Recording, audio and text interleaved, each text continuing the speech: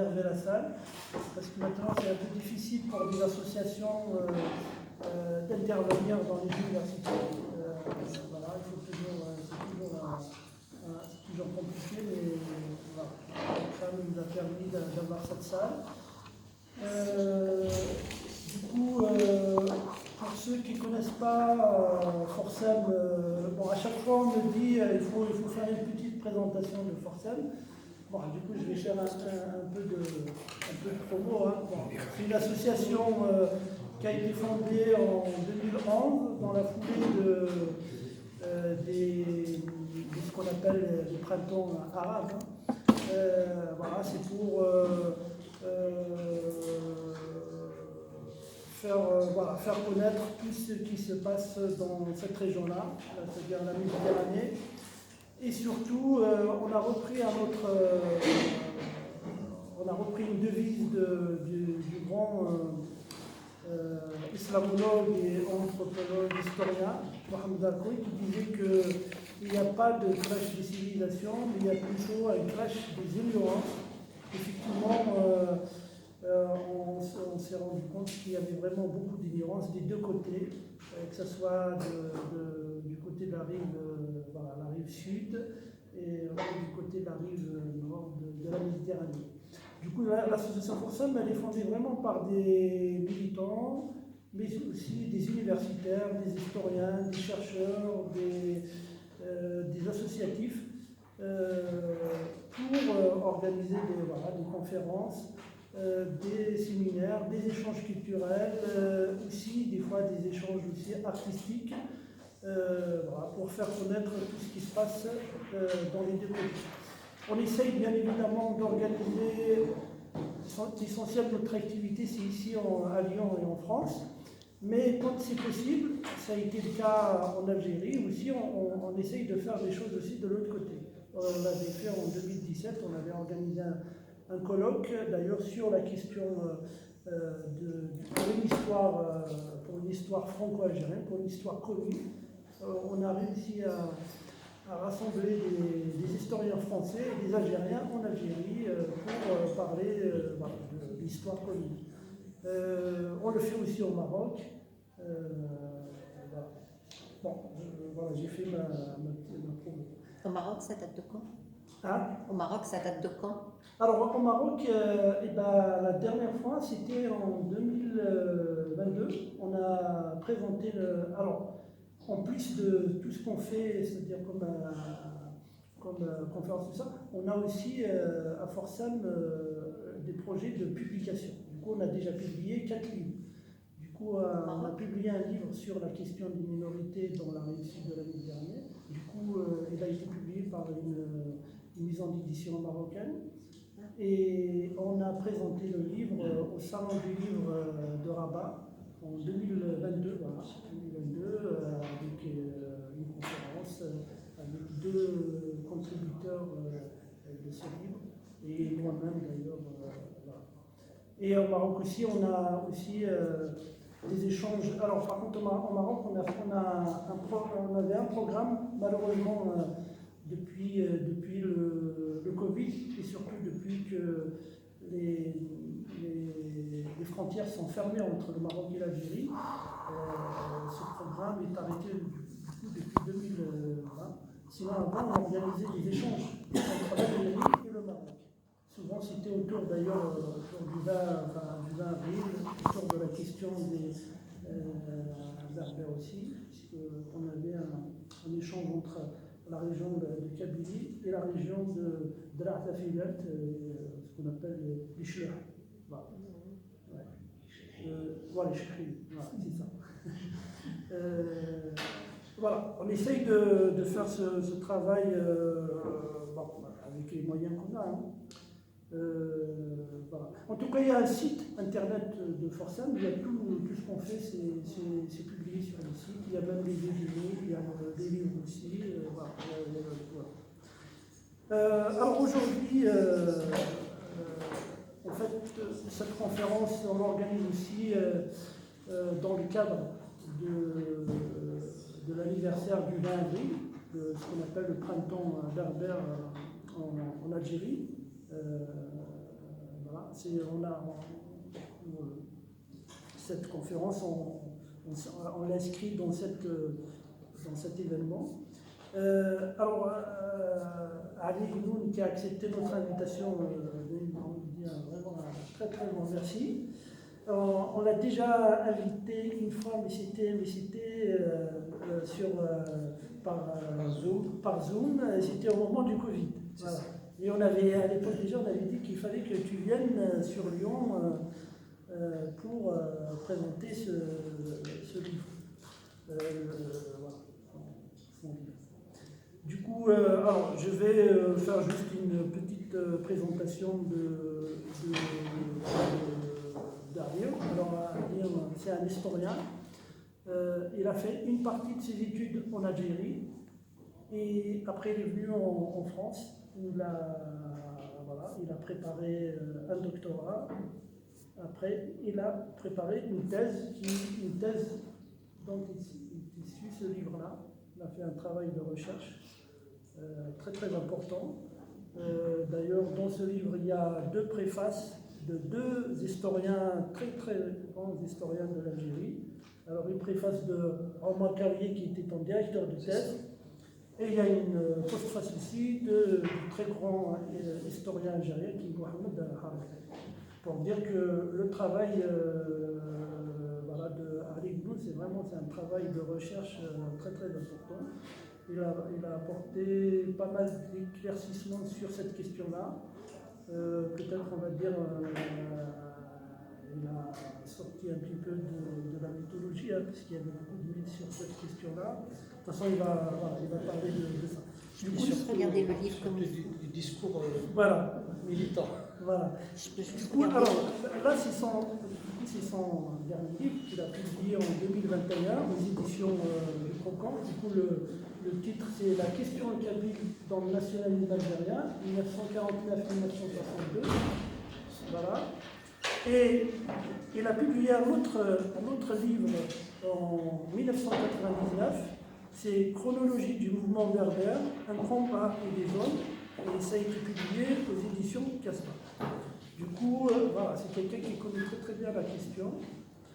Voilà, encore un grand merci. Et c'est à toi. Bonsoir à toutes et à tous et merci aux amis de FONSEM de m'avoir donné cette occasion. Et est-ce que vous entendez? Non, pas bien. Dis-moi. Est-ce que tu peux légèrement, parce qu'on n'a pas de micro. ok. Voilà, juste qu'ils entendent derrière. Est-ce qu'il y a Il doit y avoir un micro ici. Oui, il doit y avoir, non? Il doit y avoir un principe de micro. Sinon, ceux qui sont derrière, il faut se rapprocher, parce qu'il y a des places. Il y a des places. Là, je peux regarder. Je peux regarder. Regarde votre téléphone. Parce qu'on a enregistré. Désolée, mais il y a le livre. La date que je voulais. La date, c'est 4962. Il doit y avoir un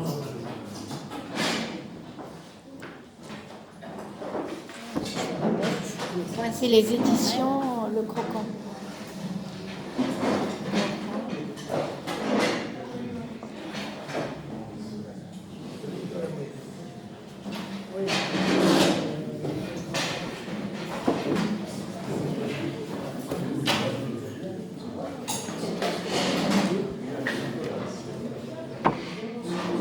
Il y a de la place là.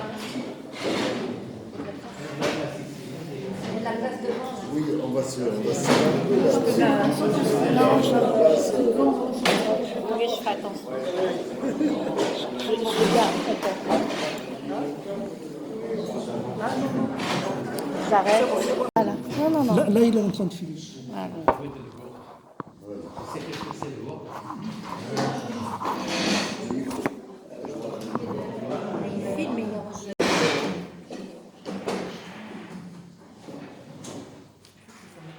Ok. Donc, Oui. je disais merci à vous d'être présents aujourd'hui. Merci à Forcem de m'avoir invité.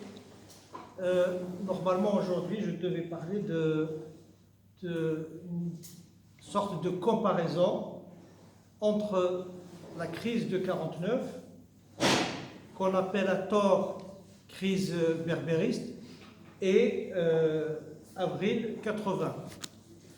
Je vais essayer de le faire à ma manière, mais il faut savoir que lorsqu'on aborde l'histoire du mouvement berbère, de la crise de 49 jusqu'à ce qu'on appelle le printemps berbère de 80, il est admis chez les militants qu'il y a forcément que continuité entre donc, ces deux moments de crise. Pour les militants de 80 qui cherchaient en quelque sorte un moment fondateur, ils l'ont trouvé dans la crise de 49. Et c'est pour ça que jusqu'à aujourd'hui, on me reproche le fait de dire que ce n'était pas une crise berbériste. Donc quand on parle de crise 49 et du mouvement berbère de 80, chez ces militants, il est admis qu'il n'y a forcément que continuité. Pourtant, même si ces deux moments de l'histoire récente de l'Algérie sont liés, ne serait-ce que par la répression exercée contre les acteurs, cette prétendue continuité n'est pas évidente. Le sujet reste depuis 1949 sensible, voire par moments brûlant. Je fais bien sûr référence aux multiples crises qu'a connues le nationalisme algérien et l'Algérie indépendante. Alors, peut-on parler de continuité ou rupture? Je préfère, pour ma part, de parler de rupture et continuité. Il m'est impossible d'être, bien sûr, exhaustif dans une rencontre comme celle d'aujourd'hui. Le temps ne le permet pas. Et puis, ce qui m'intéresse le plus, c'est de débattre avec vous. Bien sûr, débattre je préfère que ce soit un débat serein, apaisé, pour qu'il soit fructueux sur cette question éminemment conflictuelle. Les observateurs de la vie politique connaissent mieux, bien sûr, l'histoire du mouvement berbère de 80. Ils méconnaissent beaucoup, et je les excuse, la crise de 49, qui, jusqu'à une époque très récente, était un sujet tabou de l'histoire de l'Algérie. Quand j'étais à Alger, c'est pour ça d'ailleurs l'une des raisons qui m'a poussé à venir en France, en 2000, j'ai demandé à travailler sur préparer un diplôme, une thèse. À l'époque, c'était un magistère en Algérie, parler de cette crise. Et un des responsables m'a fraternellement ou amicalement dissuadé en me disant « mais tu sais, on sait que tu peux aller loin dans tes recherches, mais pourquoi tu ne travailles pas, tu prends une bataille de la révolution et puis tu l'étudies, voilà, et tu auras ton diplôme. » Bien sûr, ces gens n'avaient pas compris que mon but, ce n'était pas d'arracher un diplôme, mais de faire une vraie recherche. Donc, la crise de 49, jusqu'à une époque très récente, était un sujet tabou de l'histoire de l'Algérie.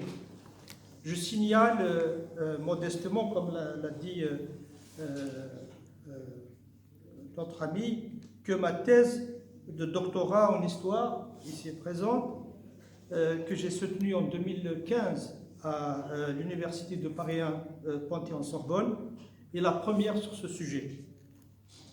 La crise de 49 n'est pas 80, mais de cette crise découle en quelque sorte le printemps berbère. Je vais donc axer mon propos sur cette crise en lien avec le printemps berbère, en soulignant, quand c'est possible, la continuité ou la rupture. Mais en histoire, sans le contexte, eh bien, on ne comprendra rien. Donc je vous propose de revenir sur le contexte de 49 et sur celui de 80.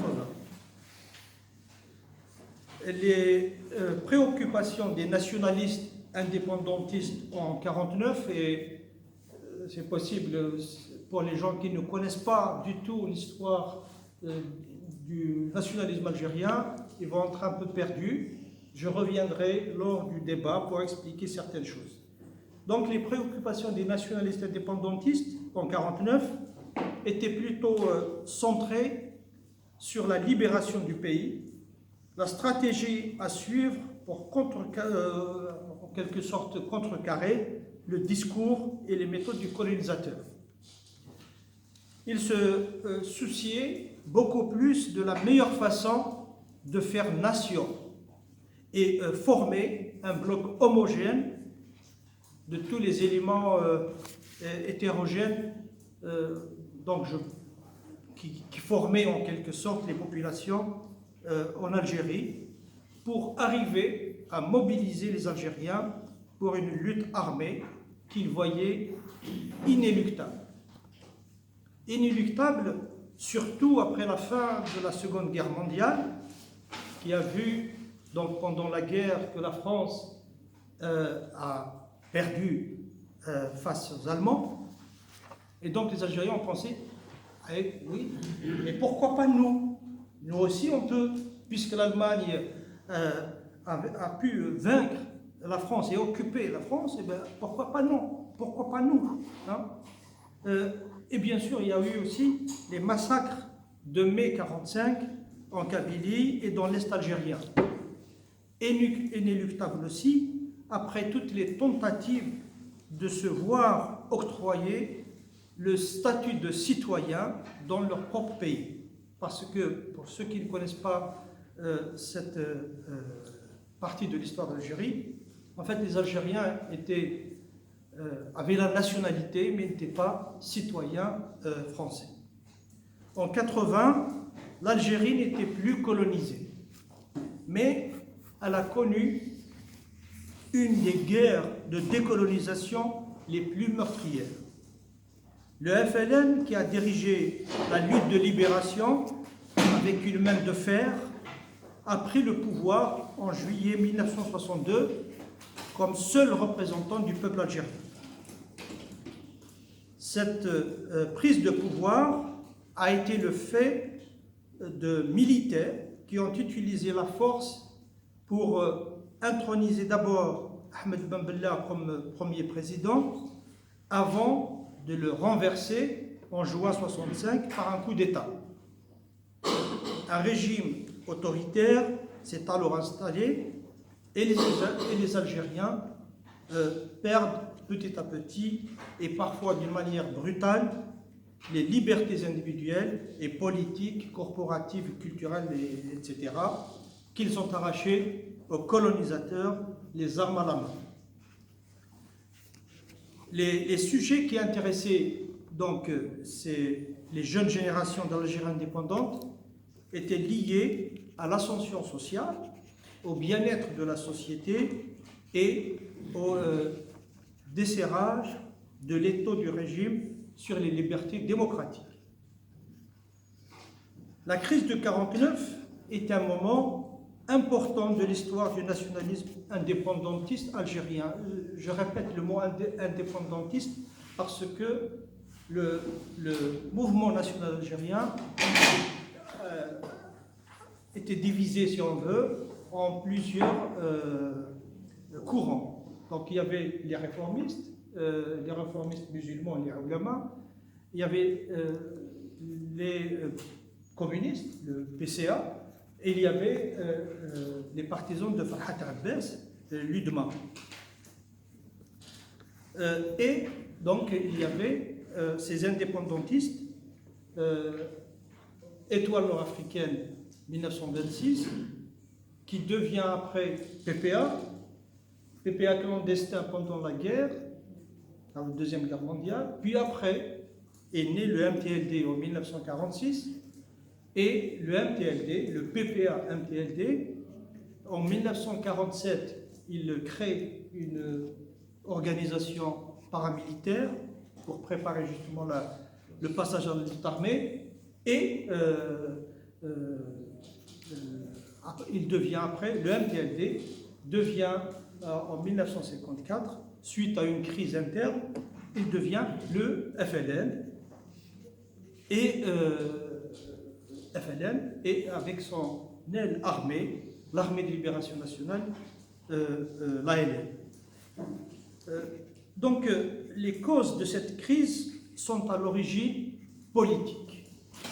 À partir de 1945, un pôle régional formé de jeunes intellectuels issus de Kabylie émerge au sein du PPA. Quand je dis intellectuels, entre guillemets, ils étaient des lycéens, puis des étudiants, puis après des avocats, des médecins. Très actifs, ils s'imposent, à l'instar d'autres groupes, comme une référence dans la lutte nationaliste radicale au sein de ce parti. Radical qui veut dire qu'il voulait l'indépendance, arracher l'indépendance par l'action armée. L'ascension rapide de ces militants a été soutenue par des personnalités marquantes de la direction du parti, comme le docteur Lamine Debari et Ahmed Kouda, qui étaient d'ardents défenseurs de l'arabo-islamisme de l'Algérie, mais aussi partisans, comme ces jeunes Kabyles, de la ligne radicale qui prônait la lutte armée comme moyen pour se débarrasser du colonialisme. Très tôt, ces militants de Kabylie contestent à l'intérieur de leur parti certaines pratiques politiques de leur chef, à leur tête, Messali Hadj. Ils refusent la cooptation des chefs et la personnalisation du pouvoir. Ils remettent en cause le fonctionnement non démocratique donc, de ce parti qui s'appelle le PPA-MTLD. Ils dénoncent l'absence de débat au sein de leur parti et s'insurgent contre la nouvelle orientation réformiste qui posait comme préalable au passage à l'action armée contre le colonialisme la réunion de conditions internes et externes. Juste quelques mots, c'est-à-dire que quand il parlait, c'est pas moi qui le dis, mais quand il parlait de réformisme, ces militants disaient, mais pourquoi un parti nationaliste, indépendantiste, qui disait avant 1946 que voter haram, donc voter c'est péché, et en 1946, ils nous appellent pour participer aux élections. Donc, ils ont vu qu'il y avait une dérive, si on veut. Et donc, il y avait des militants, par exemple, à travers toute l'Algérie, qui disaient, non, nous, on ne va pas aller voter, on veut des armes. Parce que, comme je l'ai dit tout à l'heure, la Deuxième Guerre mondiale est passée, les massacres de mai 1945 sont passés, donc voilà, c'est-à-dire que l'action politique, pour eux, était infructueuse. Et donc ces réformistes, qu'est-ce qu'ils disaient? Ils disaient que, en fait, pour qu'une lutte armée puisse réussir, il fallait que les conditions interne, c'est-à-dire préparer, etc., mais aussi externe, que les Marocains et les Tunisiens soient d'accord pour lancer un front commun en même temps. Il y a eu des négociations avec les Tunisiens et les Marocains, mais ça n'a pas abouti. Donc, il propose dans une brochure qui s'appelle « L'Algérie libre vivra », une brochure centrale, une brochure extrêmement importante, méconnue bien sûr. Donc, il propose dans cette brochure une nouvelle définition, plurielle celle-là, de la nation, respectueuse de tout le passé national et de tous les éléments ethniques, religieux et culturels. J'y reviendrai si vous voulez après. Nous sommes loin des justifications identitaires ou ethniques que des militants et plusieurs auteurs ont mis en avant pour expliquer la crise et la qualifier de berbérisme. Alors, pour mon livre, vous avez le premier titre, mais vous avez aussi le deuxième titre. Le deuxième titre, c'est, parce que, en fait, la couverture, ce n'était pas possible de mettre les deux. Donc, le deuxième titre, comment la crise de 49, comment la crise de 49 est devenue la crise berbériste. Pour contenir la contestation, et j'utilise bien sûr contestation exprès, si on veut. Pourquoi? Parce que, en fait, soit il faut utiliser contestation, soit il faut utiliser opposition. L'opposition, c'est pour remplacer.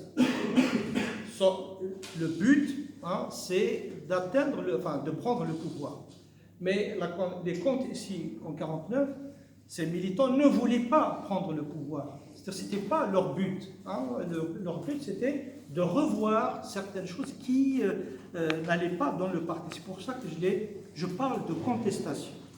Pour contenir la contestation de ces jeunes militants instruits, la direction du parti a largement fait usage de la violence verbale et physique. Il y a même des militants qu'on a essayé d'assassiner. Ce que deviendra donc cette violence verbale et physique deviendra une pratique courante avant et après l'indépendance du pays et qui se renouvellera plusieurs fois en Kabylie et ailleurs, et particulièrement donc, pour le sujet qui nous intéresse, en 1980. Les tenants de la direction ont, dès le départ, accusé les contestataires d'être, je les cite, à la solde du colonialisme. Ce sont des morceaux de phrases que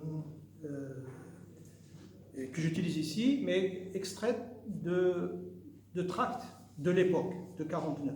Donc, d'être à la solde du colonialisme, des diviseurs de la nation, des racistes, c'est toujours etc. Ils ont inventé un vocabulaire stigmatisant, le berbérisme, le berbéro-matérialisme, qui bloque tout questionnement et toute critique politique. Berbérisme était alors synonyme de travail fractionnel et de collusion avec l'impérialisme. C'est pas moi qui le dis, c'était eux qui le disaient. Les militants de 49 ont vécu ce vocable comme une injure et une insulte à ce qu'ils étaient et à leur engagement nationaliste. Alors quand j'ai interviewé certains, Sadr Hadres par exemple, ou Bab el-Houssine et Hannin par exemple, les rédacteurs de l'Algérie libre vivra, en fait... Pardon? Vous avez quel âge? Qui? Les gens que vous avez interviewés? Bon, pour la plupart, ils ont dépassé les 75 ans. Et donc, quand je les ai interviewés, ils m'ont dit, mais Ali, mais pourquoi ces gens parlaient des jeunes berbéristes. Mais pourquoi ils nous prennent pour des berbéristes? On n'était pas des berbéristes. Pour nous, c'est une insulte de nous prendre pour des berbéristes alors qu'on ne l'était pas. Sauf que on ne comprendra rien si on ne se met pas dans le contexte. Parce qu'à l'époque, dire berbériste voulait dire tu es diviseur, pas seulement diviseur, mais tu travailles avec le colonialisme. C'est-à-dire que tu es un allié du colonialisme parce que le colonialisme voulait diviser et toi, en prenant ces idées, la langue, etc., la différence, etc., donc c'est comme si tu joues le jeu du colonialisme. Hein. Et ces militants ont été exclus. Hein. Donc c'est pour ça que les gens ne comprennent pas aujourd'hui, comme je dis, que ce n'est pas une crise berbériste, mais c'est plutôt une crise démocratique, une crise politique. Donc, les militants de 49 donc, ont vécu, comme je l'ai dit, ce vocable comme une injure et une insulte à ce qu'ils étaient, à leurs idées, etc., et surtout leur engagement nationaliste. Se dire berbériste en 1980 avait un autre sens, celui de revendiquer sa culture, sa langue, berbère al-nazir, etc. Donc, ça ne pose aucun problème. Au contraire, hein, les militants berbéristes se revendiquent aujourd'hui comme étant des berbères. Le vocabulaire anti-berbériste de 1949 est devenu une arme pour mettre au pas toute contestation venant de militants kabyles. Le discours devient inquisiteur, au sens religieux du terme, inquisiteur et accuse les contestataires d'être à la solde du colonisateur, eux qui étaient à l'origine de la création, comme j'ai dit tout à l'heure, en 1947, de l'organisation paramilitaire OSS, organisation spéciale, pour hâter le passage à la lutte armée. Un nom que vous connaissez très bien, c'est parmi les gens, donc ce groupe de Ben Aknoun, il y avait Hossein Ahmed, mais aussi qui est devenu le chef de cette organisation après le décès du premier chef, et son chef d'état-major était Ammar Ould Hamouda, qui a été exclu en mai 1949 pour berbérisme. Donc, si l'on arrive, comme le montrent Jean Leca et Jean-Claude Vatin, je les cite, à convaincre les éléments stratégiques de l'opinion que l'adversaire fait consciemment ou inconsciemment le jeu de l'étranger, on est à peu près sûr de l'emporter. L'ennemi, exclu de la communauté nationale, se trouve par le fait même hors jeu. Alors, si on revient à 49, en fait, c'est quand on disait qu'un militant est exclu, c'est très grave parce que en fait, c'est une mort politique pour ces militants. Et plus grave que ça, c'est que leurs femmes, par exemple au village, en Kabylie, n'avaient plus le droit d'aller puiser de l'eau à la fontaine avec les autres femmes. C'est-à-dire qu'il fallait vraiment montrer que ces gens étaient un danger. En quelle année ça? À partir de 1949. Ainsi, la direction du PPA-MTLD, incapable de répondre objectivement aux questions politiques, a réussi à éthniciser la crise. La gestion par la violence verbale et physique de cette dernière a donné naissance à une propagande anti-kabyle qui présente toute contestation dont fait partie des Kabyles comme régionaliste et dangereuse. En témoigne entre autres l'épisode des pourparlers entre les futurs dirigeants du FLN en 1954, donc l'été 1954, sur le statut de la Kabylie. Krim a réussi Karim Belkacem, a réussi en dernier lieu à imposer la Kabylie comme une wilaya à part entière, alors que ses camarades, ce qu'on appelle les cinq, voulaient la diviser en deux, qui feront partie ce qu'on appelle, je n'aime pas utiliser je n'aime pas utiliser le mot grande et petite Kabylie, mais bon, disons, la Kabylie de l'ouest vers Alger et la Kabylie de l'est vers le Constantinois. Dans la lutte pour la direction de la guerre, Ben Bella, Mahsas et Boudiaf et d'autres tentent de réactiver le discours de 49 en disant que les Kabyles vont s'emparer de la révolution.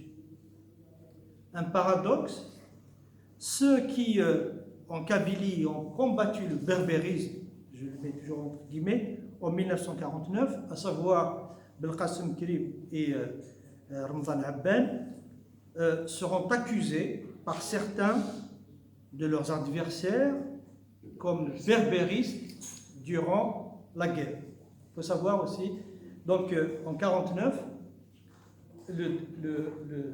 le parti a délégué Karim Belkacem Abben pour aller exclure donc ces militants en Kabylie pour berbérisme. Cette guerre a montré les limites du travail de gommage entre les régions et de l'échec du travail d'homogénéisation entrepris par le mouvement nationaliste. Elle a mis à nu l'existence de tendances régionales à travers tout le pays quand il s'est agi de lutte pour le leadership entre les chefs de faction s'appuyant sur leurs wilayas respectifs. Les combattants du FLN-ALN ont été confrontés à ce régionalisme dans les maquis, dans les villes, dans l'immigration et même, et surtout peut-être, dans les prisons. La diversité et la différence ne faisaient pas partie de la culture politique des dirigeants nationalistes arabophones, mais aussi berbérophones. On retrouve aussi ce même discours en 1963-65, lors de la révolte armée du Front des Forces Socialistes, FFS, de Hussein El Ahmed, qualifiée de révolte kabyle. Or, cette révolte, préconisée comme le seul moyen de contraindre le pouvoir à la négociation, est plutôt la conséquence de la difficulté de sortir le pays de l'autoritarisme pour en faire bénéficier tous les Algériens. Il s'agit, comme le montre l'ethnologue Jeanne Favret, de l'insatisfaction des élites devant la difficulté à se frayer un chemin dans le système politique national. Même si l'audience du FFS est limitée à la Kabylie et à l'algérois, et que le discours du pouvoir algérien la présente comme une initiative régionaliste, cette insurrection n'avait pas de prétention séparatiste. Elle a d'ailleurs suscité le ralliement de plusieurs acteurs, parmi les vaincus de la crise de l'été 62, on peut citer Mohamed Boudiaf et d'autres, et des autres régions du pays. Il faut relever que les crises successives après l'indépendance et qui ont touché la Kabylie, comme en 80, en 2001, ne découlent pas de contradictions nationales qui mettent en danger la cohésion nationale. Aucune revendication fédéraliste ni autonomiste n'a été mise en avant juin 1998.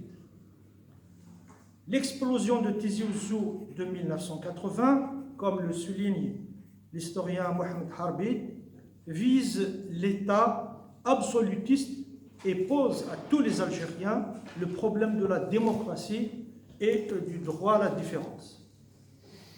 Si les élites de Kabylie revendiquaient plus de place pour leur langue et plus de moyens pour leur région, cela s'inscrivait dans le principe de l'égalité nationale et non du séparatisme. L'intérêt régional renforce aussi l'identification à la nation qui, elle seule, est capable de développer la région. A contrario, un groupe discriminé, comme le souligne le sociologue Alfred Grosser, n'est groupe qu'à cause de la discrimination. Revenons maintenant à 49. Je ne lâche pas la crise 49. La direction du parti a tenté par tous les moyens d'empêcher que cette contestation fasse tache d'huile. Il fallait la cantonner à la Kabylie pour ne pas, vous l'avez compris, attirer la sympathie de militants d'autres régions du pays. J'ouvre une parenthèse. Ils ont réussi, par exemple, pour l'Est, pour le Constantinois, et c'est un témoignage que je tiens de l'ancien responsable du FLN, pour les gens qui... J'ai oublié son nom. Non, son nom va me revenir. Donc, il a dit que c'est Abban qui a arrêté la propagation de la crise dans le Constantinois. Mais cette crise a eu des adeptes, enfin des gens qui ont soutenu donc, cette contestation dans l'Oranie. Pourquoi dans l'Oranie? Parce que pendant la Seconde Guerre mondiale, des gens comme Ammar Ould Hamouda, Omar Siddiq et d'autres, c'est eux que le parti a envoyé pour reconstituer le parti, que ce soit à Oran, que ce soit à Saïda, que ce soit à Mascara, etc. Et j'ai eu des témoignages des gens de la région. En septembre 1949, et je le cite dans mon livre, les Oranais, donc des militants d'Oran, se sont réunis et ont publié une motion où ils soutiennent donc ces militants de Kabylie, si on veut, mais pas seulement. Et le parti a envoyé Khidr à Oran, justement porter la bonne parole, comme on dit, pour dire que, attention, il y a un danger berbériste et en désignant, justement, en désignant Aït Ahmed, en désignant donc tous ces acteurs, Omar Siddiq et d'autres. Et puis, donc, j'ai eu des témoignages de militants d'Oran qui ont dit, mais ces gens, on les connaît, ils ne peuvent pas être des diviseurs ni rien du tout, c'est eux qui nous ont formés. Pourquoi vous dites aujourd'hui qu'ils sont des alliés du colonialisme? Ce n'est pas possible. Et donc ils ont chassé donc ce représentant de la direction de la salle, je le sais dans le livre, je ne me souviens pas du nom de la salle des fêtes d'Oran.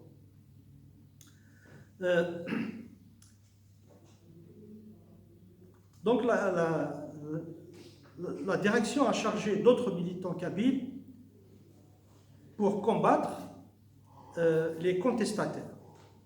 L'affaire devait rester une affaire kabyle, que ce soit en France, que ce soit en Algérie. Cette opération efficace sur le moment, mais dangereuse pour la formation d'une nation, a été renouvelée à plusieurs reprises, en 1963, nous l'avons vu, mais aussi après la création de l'Académie berbère, mais aussi dans l'affaire des poseurs de bombes en 1976, et bien sûr en 80, etc. Plus tard, par exemple, en 2001, lors du printemps noir, comme l'appelle la presse et les militants, le régime algérien et sa presse ont tout fait pour cantonner la contestation estudiantine de Tizi Ouzou à la Kabylie et a montré du doigt ses contestataires à la solde des ennemis extérieurs, le Maroc et la France, mais aussi les montrer comme des diviseurs. Je cite une phrase de 49, « À bas les diviseurs, les saboteurs et les traîtres. »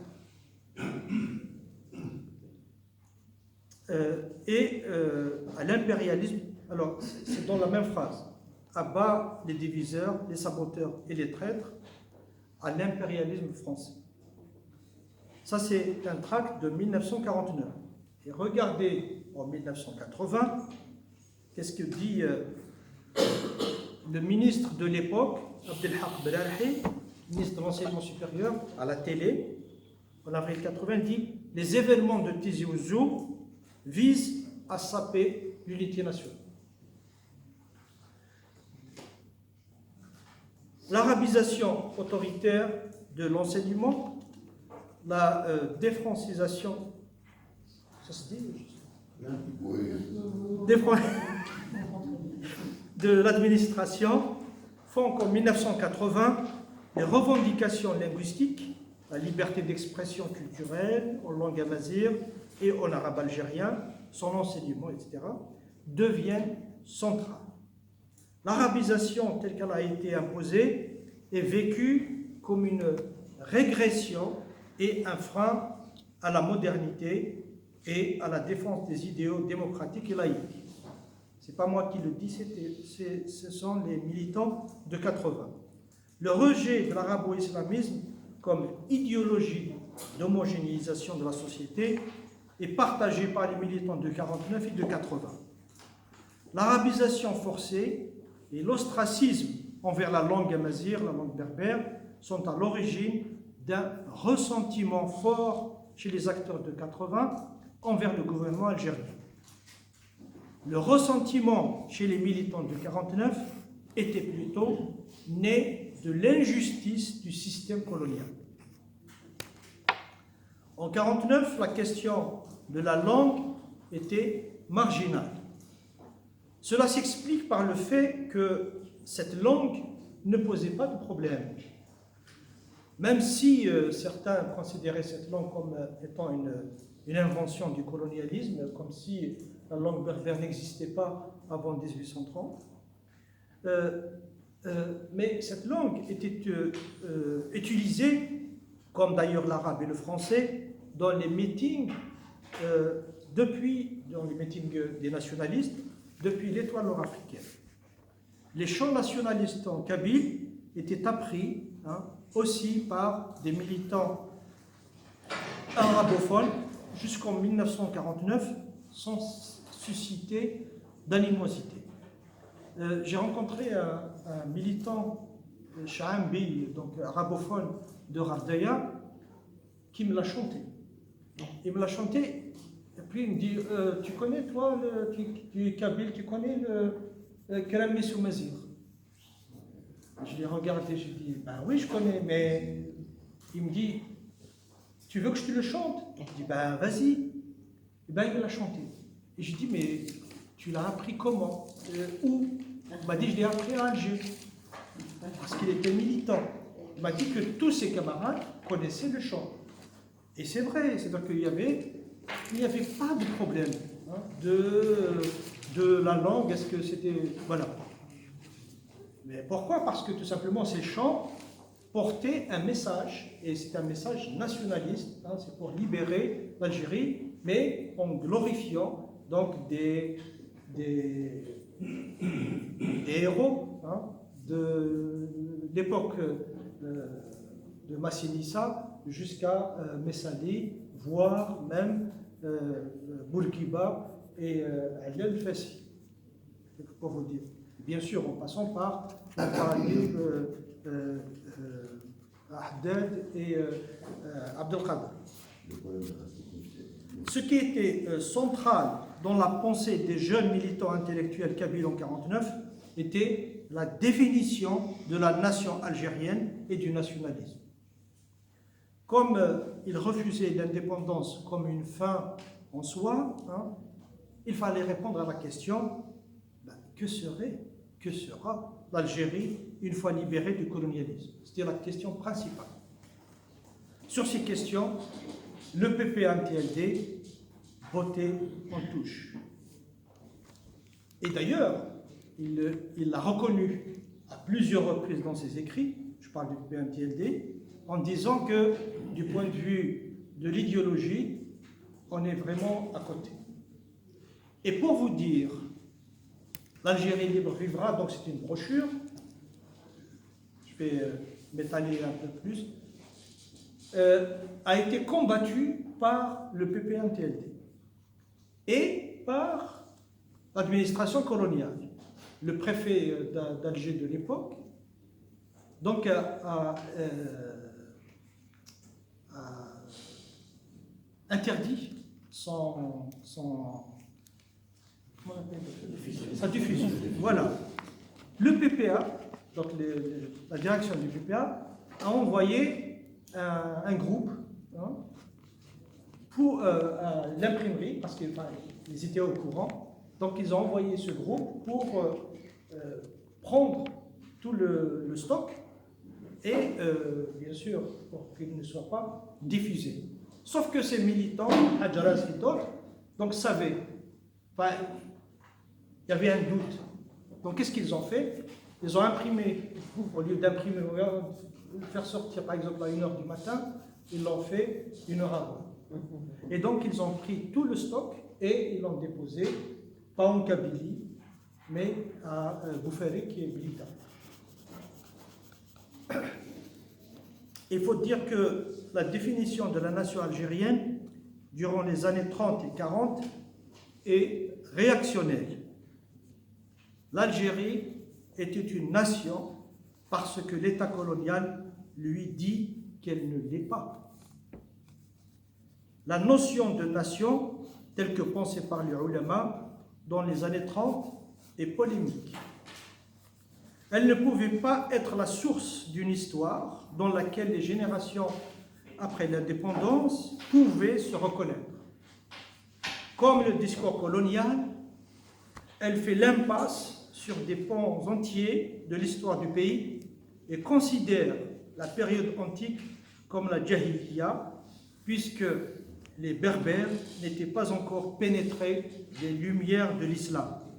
Pour ceux qui ne connaissent pas le mot Jahiliya, donc ça vient du mot Jahl, ignorance, donc c'est, grosso modo, c'est la période anté-islamique caractérisée par le polythéisme en Arabie. Le mouvement nationaliste radical reprend la définition de la nation algérienne, arabo-islamique, que mettaient en avant les ulama après l'avoir dépouillé des déclarations de fidélité à la France, à laquelle l'Algérie appartiendrait, selon les ulama, par la nationalité politique. Cette définition badicienne, donc référence à Ibn Badis, le chef des ulama, de la nation, ne laissait aucune revendication pluraliste s'affirmer ou la dépasser. Porteur d'une idéologie uniciste et misogyne, l'arabo-islamisme, qui triomphera à l'indépendance du pays, combat la diversité sous toutes ses formes, pratique la ségrégation envers les femmes et se trouve loin des pratiques démocratiques. L'Algérie, d'ailleurs,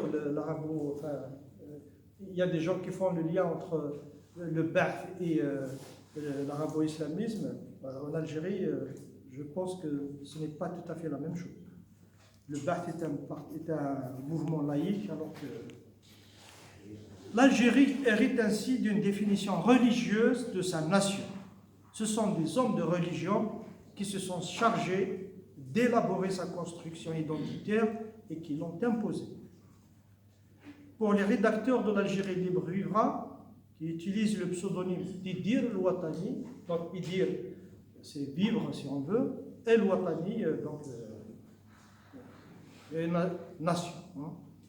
La nation ne suppose ni communauté de race, ni de religion, ni de langue. Il ne croit pas à une race pure et ne voit pas de nation qui ne compte pas de groupes ethniques différents. Pour eux, ceux qui ont soutenu des théories raciales, je les cite, ne le font que pour justifier leur action après coup, sans croire à la rigueur scientifique de leur thèse, ou bien étaient aveuglés par un chauvinisme démesuré.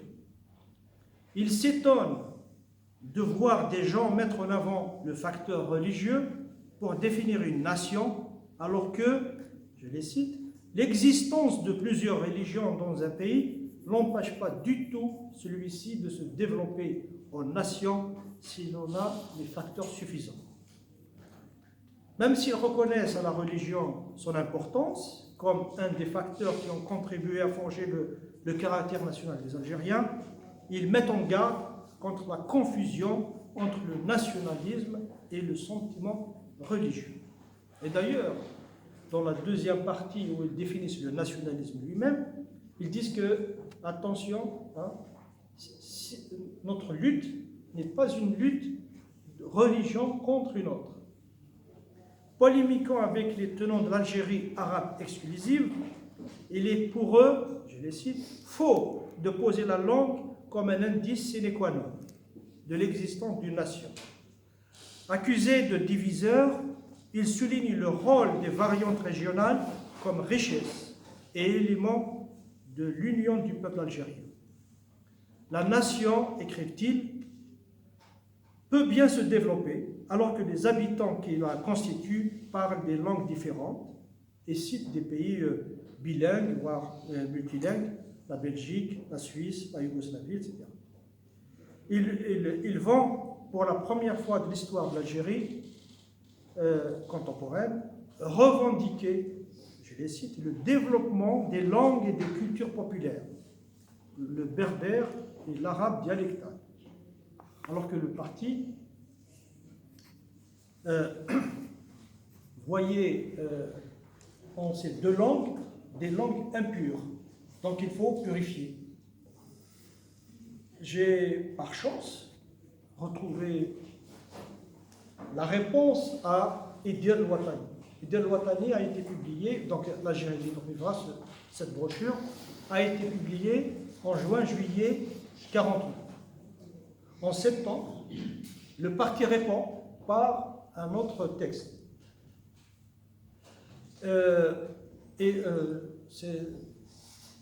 J'ai fait une étude de comparaison et je vais les publier bientôt. Et donc, dans cette, ils attaquent justement la langue berbère comme étant une langue qui n'a pas le statut d'une langue et l'arabe dialectal comme étant une langue impure, donc il faut purifier.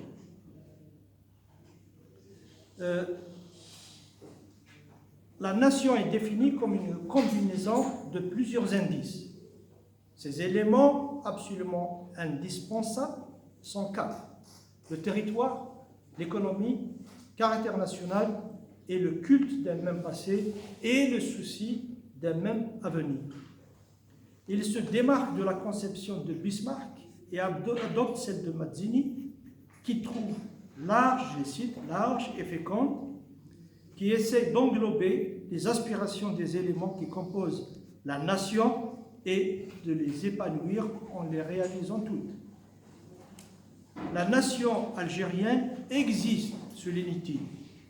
Pour le démontrer, il s'appuie surtout sur deux éléments importants: le caractère national et le culte du passé et le souci d'un même avenir.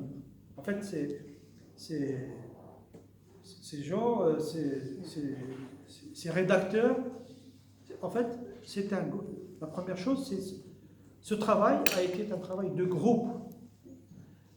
Il n'a pas seulement été écrit par des intellectuels, mais aussi par même, ils ont fait participer même d'anciens de l'étoile nord-africaine. on comprend déjà à travers ce que je viens de dire, ces éléments, que leurs références, ce sont les philosophes des Lumières, de la Révolution française, mais surtout la définition d'Ernest Renan à la fin du XIXe siècle. Les Algériens, souligne la brochure, sont soudés par plusieurs éléments. Une longue vie commune depuis des millénaires les a marqués. Le mode de vie propre est témoin de sa longue évolution. La mentalité, malgré ses variantes régionales, facilite la compréhension entre compatriotes. Même si le débat dans les années 80 n'est plus chez les militants berberistes, le nationalisme, ils puisaient, comme en 1949, leur justification dans l'histoire millénaire de l'Algérie. Sans s'attarder sur la période de la conquête arabe, ils glorifiaient les résistants aux conquérants arabes, donc Kahina et d'autres. Comme en 1949, ils inscrivent leurs revendications dans une lutte démocratique. Il faut dire que, de ce point de vue, le jeu politique n'a pas changé. Les revendications démocratiques étaient primordiales pour les acteurs de 1949 dans un parti autoritaire dans lequel l'expression démocratique est presque inexistante. Le PPA-MTLD s'organisait comme un parti stalinien où l'épuration des contestataires, par exemple, était la règle. La désignation des cadres était décidée par le sommet et les décisions étaient prises généralement par consensus. En 1949 et en 1980, les militants ont inscrit leurs revendications de la diversité de l'Algérie dans un cadre démocratique, citoyen et laïque. Je termine. L'éthnicisation du débat lancé en 1949 et la gestion par la violence de la crise ont donné naissance à une propagande anti-kabyle contre la diversité et ont mis fin à un débat sur la démocratisation de la société.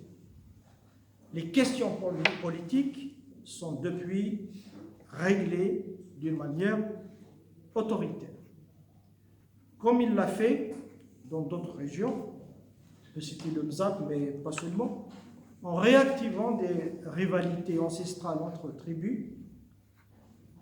En fait,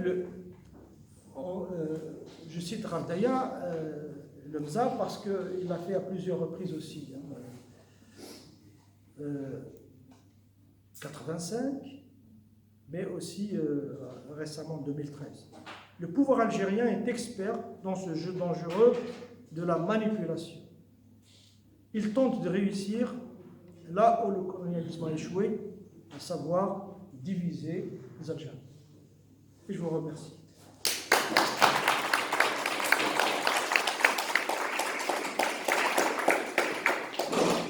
Merci beaucoup pour cet exposé dense et intéressant et surtout qui nous éclaircit sur pas mal de points dans l'histoire du mouvement culturel et du mouvement berbère. Du coup, on va ouvrir le débat pour ceux qui veulent poser des questions. Alors, ce que je vous propose, c'est qu'il y ait plus des questions, c'est-à-dire courtes, parce que normalement, on doit rendre la salle à 20h. Il est quelle heure? C'est 1h15.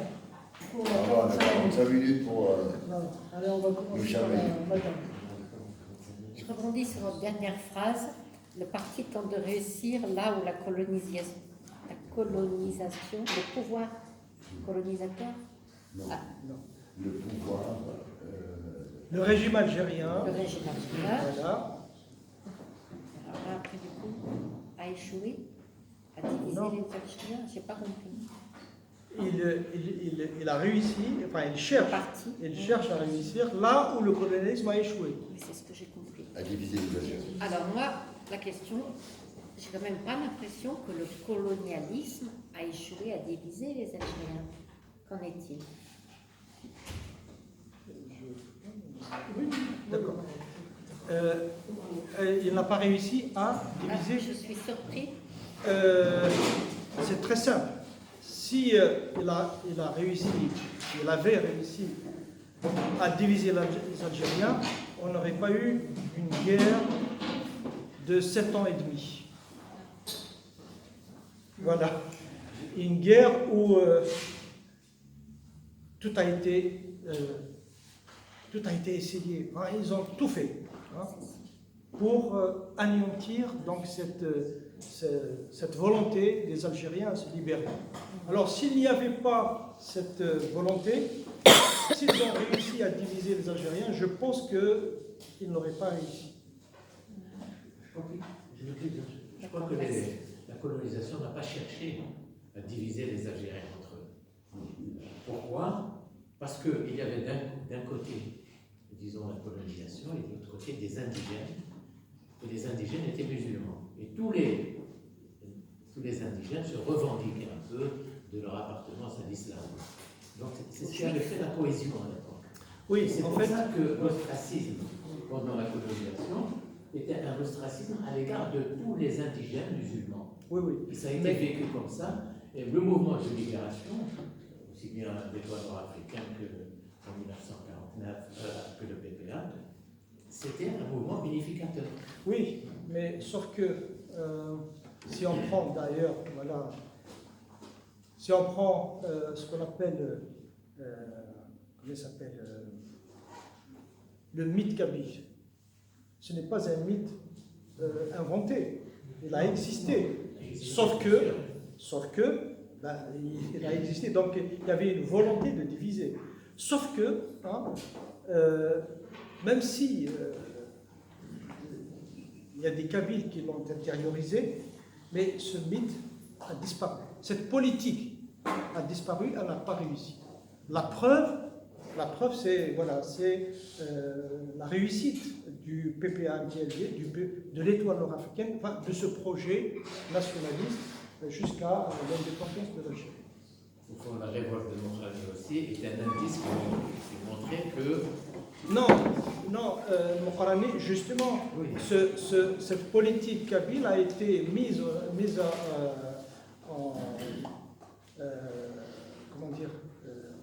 l'épreuve après, justement, la révolte de Mokarani. Parce qu'ils ont compris qu'il fallait détruire les tribus, les déstructurer. Et par exemple, en Kabylie, ils voulaient à tout prix casser les assemblées Tejmat, pas les faire disparaître. Pas les faire disparaître, mais les récupérer, hein, les vider de leur sens, hein, parce qu'ils ont compris que Tejmat, donc l'assemblée du village, est éminemment une organisation politique. Donc, c'est-à-dire que à partir de Tejmat, hein, les gens pouvaient s'organiser et pouvaient faire face à la colonisation. Et donc, 1871 a montré justement qu'il fallait casser tout ça, hein, et diviser les Algériens. Ça a été remplacé par le Qaïda. Oui, oui. Le Qaïda, les Bachara, etc. C'est ça. Le Qaïda a existé bien avant la France. Qaïda, c'est déléguer en quelque sorte le pouvoir central à des gens qui représentent des tribus. Ça, il existait, ce système existait sous l'autorité turque. Et eux, ils n'ont pas échoué. Dans ça, ils n'ont pas échoué. C'est-à-dire qu'ils ont maintenu ce système turc, hein, en partie grâce, justement, à ces caïds, à ces chefs algériens, voilà, des tribus. Alors, vous situez beaucoup cette crise uniquement en 1949. Mais dans la lettre à Maraïmach qu'il adresse, la lettre d'adieu aux Algériens de France, déjà on sent les prémices d'une crise à venir. Et ce qu'on a appelé cette crise berbériste, crise kabyle, pourtant, c'est lui qui a fait la première étude, c'est lui qui a fait la grammaire de la langue kabyle, ce n'est pas un kabyle. C'est le Qasim Ben Zdiara qui est un biscrit. Donc comment est-ce qu'on a pu... Berbérophone. oui, Ben Zdiara biscrit. Non, Ouais. un arbre. C'est un arabe, il a appris. Oui. Ouais, ouais. Il a appris à Alger.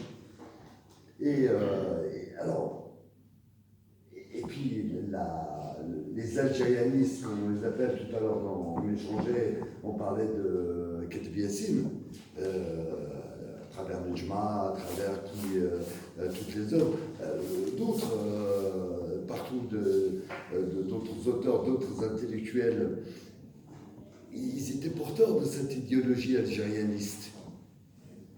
Pourquoi cet échec? Qu'est-ce qui a fait qu'on a penché sur uniquement une identité réduite à l'arabo-islamisme? Oui, alors tout à l'heure on parlait de diviser, etc. et l'islam. Pourquoi l'islam est devenu le moteur? Parce que, et ce n'est pas propre à l'Algérie, l'Irlande l'a vécu. L'Irlande l'a vécu et les historiens qui ont travaillé par exemple, Goldring, etc., les historiens qui ont travaillé sur l'Irlande l'ont bien montré. Ça veut dire un peuple à qui on enlève tout, il n'y a rien, hein, qu'est-ce qui lui reste? Il reste quelque chose, un refuge. Et il se réfugie. Là où on ne peut pas pénétrer, c'est la religion. Et l'islam était justement ce refuge pour les Algériens. C'est-à-dire que dans un pays où on n'est pas citoyen, on est réduit à, je ne sais pas, on les appelle d'ailleurs les indigènes, hein, donc, et à qui on a pris les terres, à qui on faisait travailler d'une manière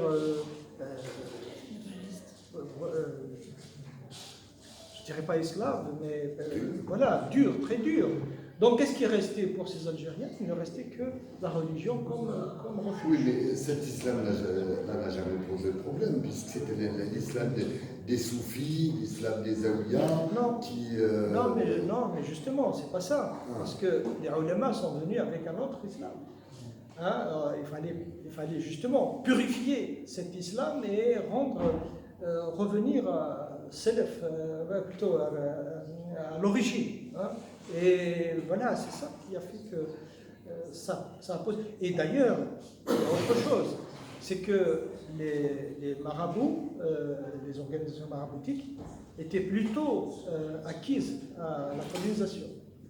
Donc voilà, c'est... Et pourtant, la plupart des chefs révolutionnaires sont issus, là, quasiment pas, beaucoup, hein, sont issus des marabouts. Oui, absolument. Non, mais c'est voilà. pas la même chose. Je ne parle pas de la même chose. Parce que prendre Aït Hamed pour un religieux, je ne sais pas, un chef de Zawiya, etc. Non, c'était pas du tout. Aït Hamed, et il le dit dans ses témoignages. Moi, je l'ai interviewé avec des amis pendant 26 heures. Et il a fait sa mue. Hein. Il a divorcé avec la famille, il a divorcé avec énormément de choses. Et il fallait qu'il le fasse, mais il n'était pas le seul. Omar al-Sadiq aussi est issu d'une famille maraboutique, mais pas seulement. Ben Ali aussi était voilà. Mais ces gens faisaient la distinction entre justement la religion et la politique. Ils avaient surtout accès à la culture et l'éducation. Mais bien sûr. Mettre la conscience nationale et indépendante, je pense que c'est ça. Oui, alors, il y a plusieurs éléments qui ont contribué. Déjà, l'immigration. L'immigration, donc les gens qui étaient ici, donc qui étaient en contact avec d'autres mouvements des autres pays, étaient, voilà, les syndicats, mais aussi des partis d'extrême gauche qui les ont formés. Moi, j'ai eu des témoignages où ces militants m'ont dit que Ce sont les trotskistes qui les formaient dans des caves. Dans des caves, trotskistes qui les formaient dans des caves. Comment faire, je ne sais pas, comment agir quand on est arrêté, etc. etc. Donc c'est important. Mais ces jeunes n'ont pas connu l'immigration. Et donc ils ont connu, enfin ils étaient en contact avec voilà. C'est grâce à la pérégrinations des Algériens qui venaient, qui repartaient, qui justement qu'ils rencontraient en Kabylie.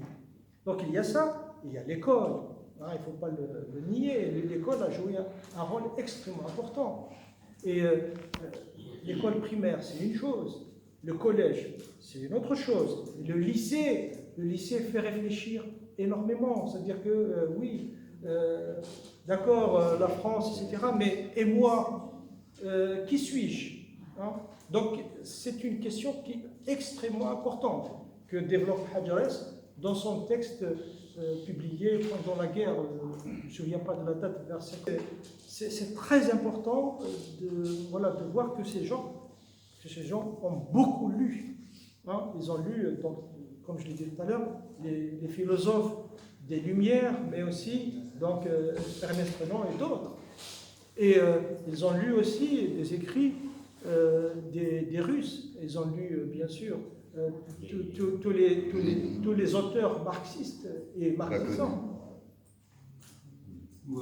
J'ai merci d'avoir accepté l'invitation forcément. C'est toujours répondu en fait aux invitations de notre association et je te remercie beaucoup. En fait, ton travail, comme l'ont souligné ton directeur du thèse et Mohamed Harbi, place au cœur de la question nationale, la question de la nation. Cette question place au cœur le problème de la construction d'une nation. Et on a l'impression aujourd'hui qu'on n'est pas sorti de cette crise de 49. Donc la question de la nation n'a pas été débattue. Le régime refuse le débat sur la question qu'est-ce que c'est qu'une nation? Revenir justement à la question qui est posée dans le texte du Idéal Ouattani de 1949. Je crois que le problème de fond, il est toujours d'actualité, même d'une brûlante actualité. On n'arrive pas à sortir de la conception organique, de dépasser une conception organique de la nation vers une conception citoyenne. C'est ça le fond du problème. C'est ça. Et toutes les sociétés du monde arabe, et l'islam de façon générale, souffrent du même problème. Pourquoi? Parce que la nation est éminemment politique. Éminemment politique. Il y a deux critères de définition de la nation et pas trois. Elle est éminemment politique. C'est un concept politique né au XIXe siècle, mais qui a beaucoup évolué au XXe siècle. Et deuxième critère de définition de la nation, c'est la nation citoyenne, l'égalité citoyenne. C'est ça. Sans égalité citoyenne, il ne peut pas y avoir de nation. Et le problème du blocage, il est né de la conception des oulémas, mais pas que les oulémas, qui ont bloqué la nation dans l'ethno-confessionnel, arabo-islamique. C'est ça le vrai danger.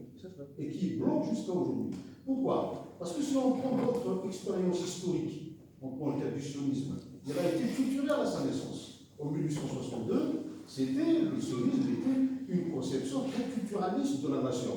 Mais grâce à Herzl, en 1896, il a embrayé le culturel sur le politique, le projet. La nation est portée par un projet éminemment politique. La nation française est née de la Révolution française. Elle est portée par un projet politique.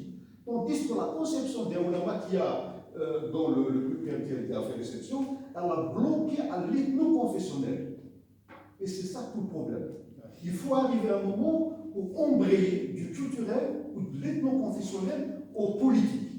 Et tant qu'il n'y a pas de débat, tant qu'il n'y a pas de pluralisme politique, on ne peut pas avoir une conception politique de la nation. C'est ça le fond du problème. Le deuxième mérite de ton travail, c'est extraordinaire, c'est que tu as montré véritablement comment cette question de 49 était portée par l'élite kabyle, généralement, mais au-delà, tu précises très bien, comment on a fait passer cette question portée par une élite intellectuelle issue originellement de Kabylie vers une question de masse avec Avril 80. J'étais en septembre à l'université de Tizi-Ouzou, j'étais donc, je connais un peu le mouvement de l'intérieur. Ça a été quelque chose d'extraordinaire. Les militants venaient de Doran, de Constantine, de Sikiv, etc. pour découvrir ce mouvement parce qu'il a fait agir. Et petit à petit, de la Kabylie, il a touché le Maroc. la Libye, la France, etc., c'est devenu une véritable question nord-africaine, même si on voit beaucoup de travail. Donc on passe d'une question d'élite et une question de masse après avril 80. Voilà un peu le mérite qu'on travaille, et c'est remarquable, et j'invite beaucoup les amis ici à lire le livre d'Ali, qui est là, aussi à lui poser des questions sur Christ, parce qu'il a fait un travail remarquable. J'ai beaucoup de plaisir à lire son travail et à découvrir un peu tous les éclairages, puisqu'il a consulté des archives, non seulement les archives, mais aussi des témoins. Les témoins les plus pertinents qu'il a consultés, et c'est son proche, c'est Mohamed Harbi, qui a fait aussi un travail sur la question. Voilà, je te remercie encore une fois, et je vous remercie d'avoir accepté. Est-ce qu'il y a d'autres questions? Je sais que vous avez, avec Para, fait le colloque, enfin organisé un colloque sur avec Fadouz sur donc 56 et le congrès de la Soumam, mais justement, on va peut-être que mutuellement vous allez pouvoir me répondre et nous éclairer. Alors, est-ce que cette question de l'identité lors du congrès de la 56, congrès fondateur de la nation algérienne, puisqu'il a posé les bases, comment est-ce que cette question a été posée et comment elle a été traitée? C'est très simple, elle n'a pas été posée. C'est très simple. Hein. Cette question, c'était une question acquise. Hein. Je parlais tout à l'heure d'une autre brochure éditée, rédigée par les représentants de la direction. C'est très simple. Quand on lit ce texte, on dit, mais est-ce que ces gens étaient sérieux? Quand on lit Dir Watani, bien ficelé, bien charpenté, etc., avec des références, avec des... Et quand on lit ce texte, vide. Comment l'expliquer? L'expliquer parce que, en fait, cette question nationale ne les intéressait pas. C'était acquis pour eux. L'Algérie est arabe, musulmane, stop. Congrès de la Soumam, je l'ai dit tout à l'heure, en 49, ça y est, le débat était clos. Pour eux, définitivement clos. Une autre chose, c'est que certains acteurs de 49 ont été assassinés pendant la guerre, avant et après le congrès de la Soumam. Mais attention, assassinés par le FLN. Il faut faire attention aussi à essayer d'expliquer ces questions par le berbérisme. Parce que eux, c'est ce qu'ils ont dit. On les a tués parce que c'est des berbéristes. Donc, berbéristes, comme en 49, et parce que 49 et 54, il y a 5 ans. Donc, voilà, c'est des alliés du colonialisme, etc. Mais dans la réalité, si Karim Belkacem a tué, par exemple, Wali Benneh en 57, février 57, c'est tout simplement parce qu'il avait peur de lui.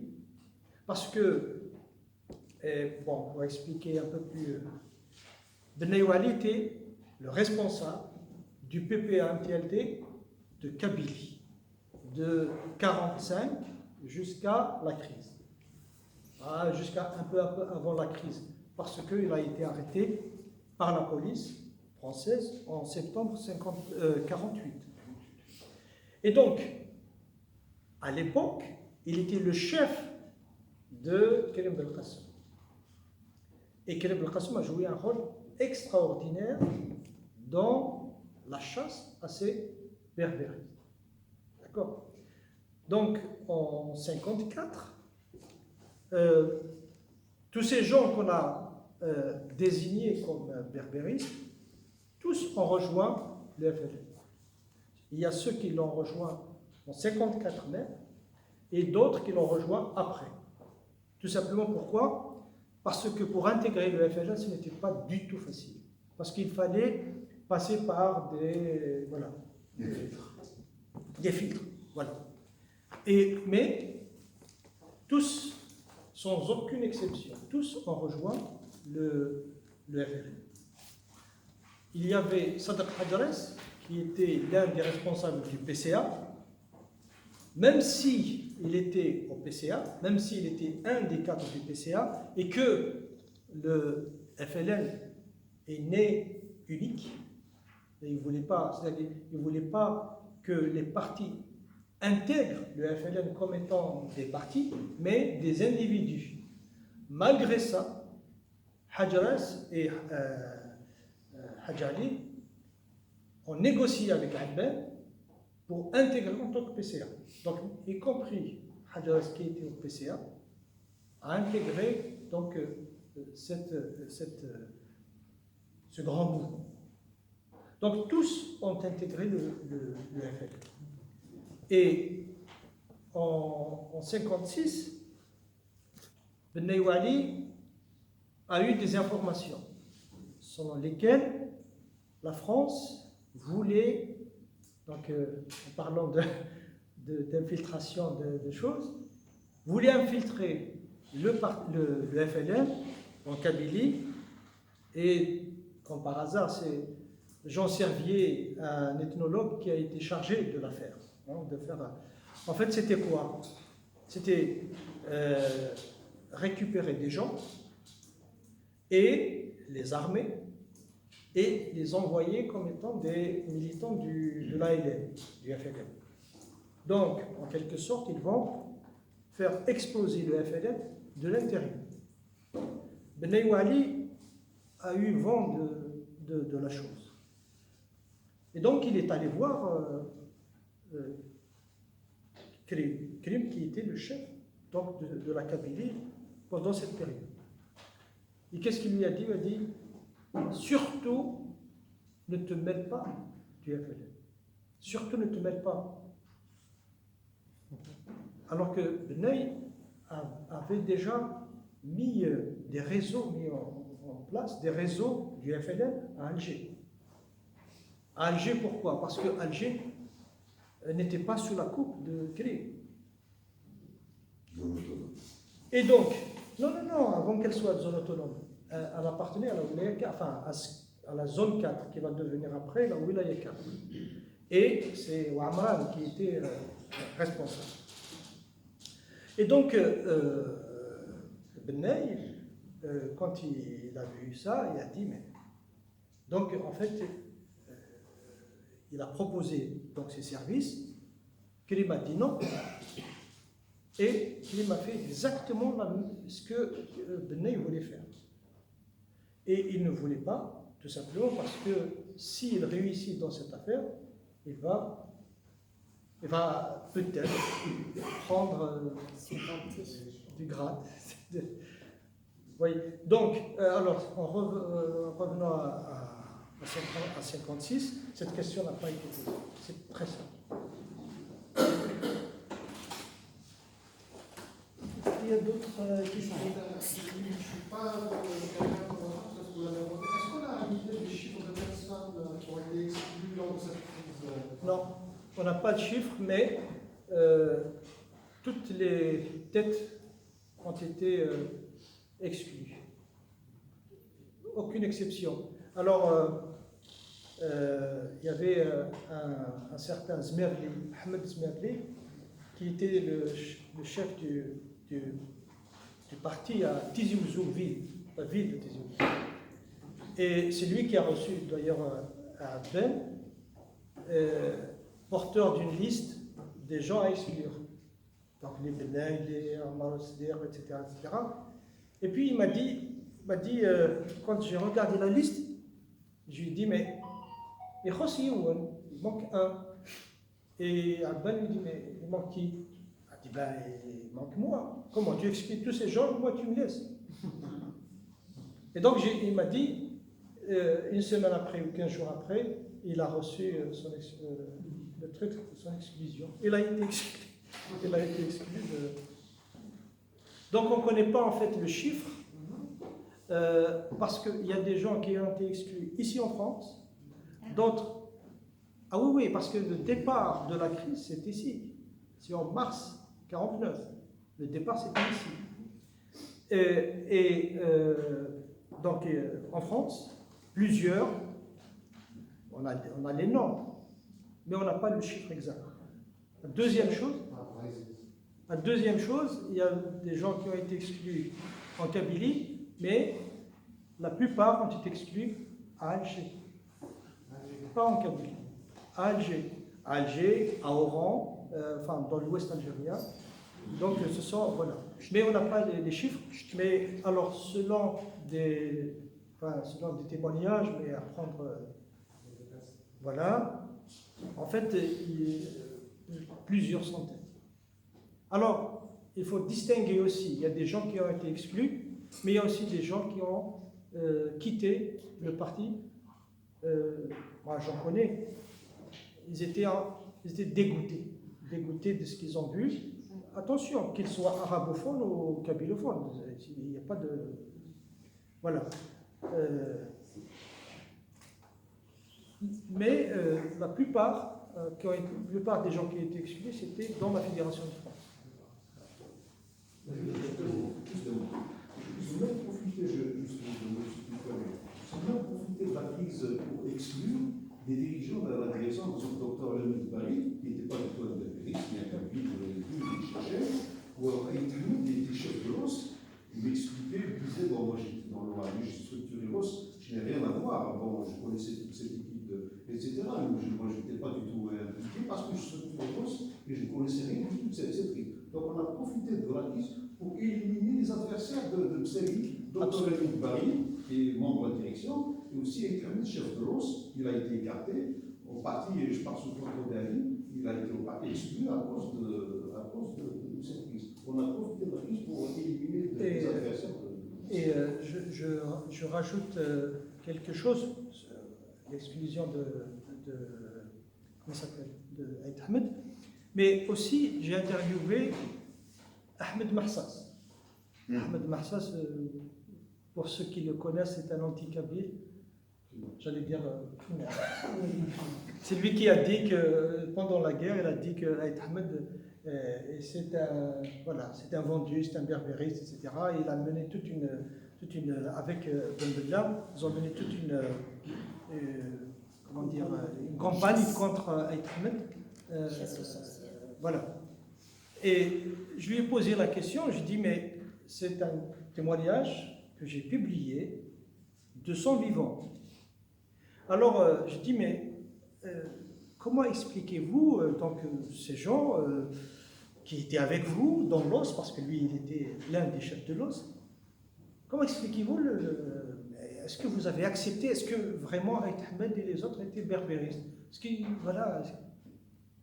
Et il m'a dit, oui, je reconnais que le parti avait besoin donc d'exclure des gens qui posaient problème, mais selon Marsas, c'était saboter à tout prix le projet insurrectionnel.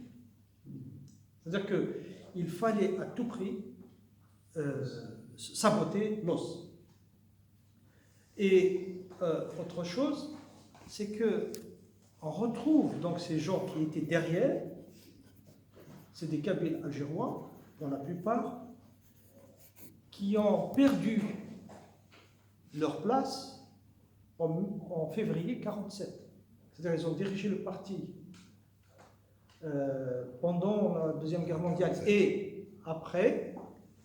Donc l'arrivée de ces jeunes a fait que le travail politique est poussé à l'extrême et que la Kabylie a posé un problème.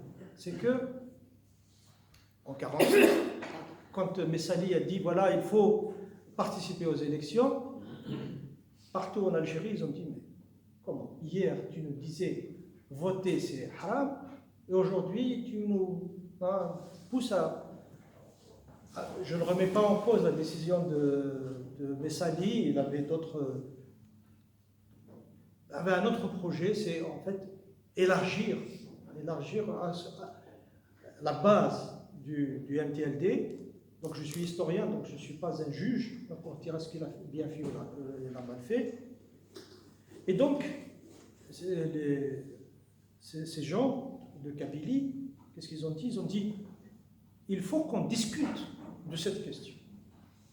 Alors, Messali voyant donc cette contestation, il a organisé une réunion à Belcourt en 1946, décembre 1946. Belcourt à Alger, pas à Lyon. Et donc, les militants de Kabylie, à leur tête, Ben Wali, se sont préparés. Ils ont écrit, comme je l'ai dit, ils réfléchissaient toujours en groupe. Donc, ils ont préparé un rapport. Arrivés donc, sur les lieux, donc ils ont lu le rapport, et là, ils ont été applaudis par les autres fédérations du parti, à savoir par exemple le Constantinois, mais aussi l'Algérois et l'Oranie. Et donc Messali, voyant la chose venir, il avait peur qu'une crise éclate, donc il a dit oui, bon, ok, on va organiser un congrès. Parce que cette réunion, c'était une réunion des cadres. Mais les militants de Kabylie, les cadres de Kabylie, demandaient un congrès. Pour les gens qui ont milité dans les partis politiques, vous savez qu'il y a une énorme différence entre une réunion des cadres et un congrès. Et donc, ce congrès, clandestin, se tient à Alger en février 1947. Et là, il y a eu la désignation de nouveaux cadres. Les Kabyles, ceux qui étaient dans la fédération de Kabylie, parce que, disons, si on dit Kabyle, donc on va exclure les Algérois, on va exclure les Oranais qui étaient Kabyles, qui étaient... Donc les gens qui étaient à la direction du parti en Kabylie ont été portés dans les instances du parti. Donc, Aït Ahmed, on se dire, deviennent des membres du bureau politique. Ben Wali et Ould Hamouda et d'autres, Bouzak, deviennent membres du comité central.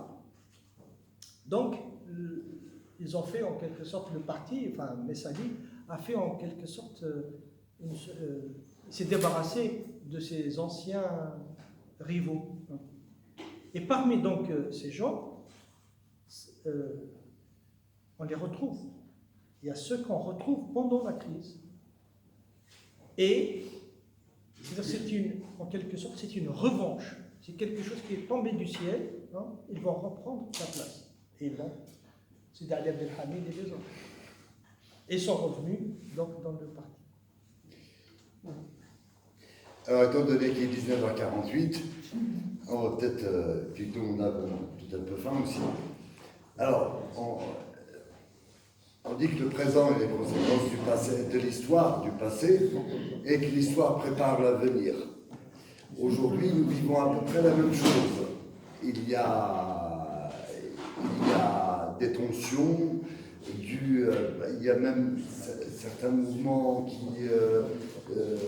qui se disent séparatistes ou qui ont été poussés au séparatisme, alors qu'en parallèle, la question amazigh en Algérie pose de moins en moins de problèmes, et le peuple algérien dans sa globalité, ou dans sa généralité plutôt que la globalité, s'en imprègne de plus en plus. Et elle se revendique. D'ailleurs, l'emblème amazigh et bien d'autres.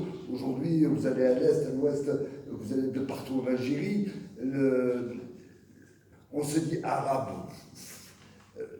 On dit vous connaissez pas arabe. C'est plus négatif qu'autre chose d'ailleurs. Hein. Et comment est-ce que vous voyez l'évolution de cette question, justement, amazigh et de l'identité, oui. Dans l'avenir, je suis historien. Je préfère rester dans le passé. Oui. Mais Taha a dit quelque chose d'extraordinaire tout à l'heure, c'est que, c'est vrai, comme tout mouvement identitaire, donc il y a les prémices, donc il y a les intellectuels, je ne sais pas si on peut les appeler les intellectuels, donc les instituteurs, mais ce n'est pas le problème. Comment il s'appelle, Miroslav Haroche, qui est un Hongrois, je pense, l'a bien dit pour l'Europe de l'Est.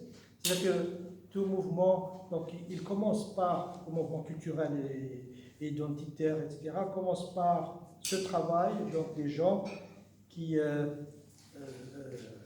récupèrent tout ce qui est culturel, les poèmes, les trucs, etc., les contes. Hein.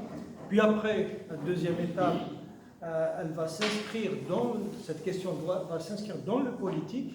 Puis après, troisième étape, c'est cette question devient une question publique. Hein. Et tu as bien fait de le souligner, je ne l'ai pas dit tout à l'heure, en fait 80 a servi justement de ça, c'est-à-dire que cette question devient une question publique, hein, tout le monde peut se revendiquer. Une chose, en 2019, je pense que quand le général de l'armée, Gaïd Salah, quand il a dit bon, on va interdire les drapeaux, etc., quand on a vu que des Algériens de Tlemcen, par exemple, des étudiants de Tlemcen, sortir avec des drapeaux amazirs et dire, voilà, oui, et dire que nous sommes tous des amazirs. D'accord? Nous sommes tous des amazirs, ça veut dire que cette question a pris. Cette question a pris partout. Hein? L'avenir, je le laisse. Ah ben, d'abord,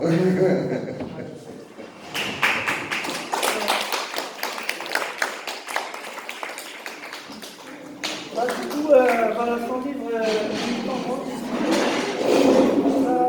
ceux qui sont intéressés, c'est 20 euros. C'est 20 euros.